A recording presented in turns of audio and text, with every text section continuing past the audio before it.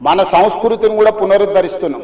ముందుకు వచ్చిన తర్వాత మక్కా మసీదు ఉన్నది, ఒక అంతర్జాతీయ స్థాయి మసీదును అక్కడ కట్టదలుచుకున్నాం అధ్యక్ష. నదీ పరివాహక ప్రాంతంలో ముందుకు వస్తే సిక్ చావుని గౌలిగూడ దగ్గర ఒక అద్భుతమైన స్వర్ణ దేవాలయం లాంటి ఒక సిక్ మందిరాన్ని కట్టదలుచుకున్నాం అధ్యక్ష. ఆ విధంగా ముందుకెళ్తే ఉప్పల్ ప్రాంతంలో మెదక్ చర్చ్ లాంటి ఒక అద్భుతమైన చర్చిని కట్టదలుచుకున్నాం అధ్యక్ష. మూసీ నదీ పరివాహక ప్రాంతంలో ఒక పక్కన దేవుడు ఉంటాడు, ఇంకొక పక్కన అల్లా ఉంటాడు, ఇంకొక పక్కన గురుద్వారా ఉంటుంది, ఇంకొక పక్కన యేసు ప్రభు ఉంటాడు. ఈ 4 మతాలకు సంబంధించి మూసీ నదీ పరివాహక ప్రాంతంలో మత సమ్మేళనాన్ని చేసి ఒక మత సామరస్యాన్ని అభివృద్ధి చేయడానికి ఈ రోజు కార్యక్రమాలు చేస్తున్నాం అధ్యక్ష. అదే విధంగా ఈ రోజు ఇంటర్నేషనల్ స్టాండర్డ్స్ లో మనం అక్కడ ఉండే వ్యాపార కేంద్రాలను అభివృద్ధి చేయాలనుకుంటున్నాం అధ్యక్ష.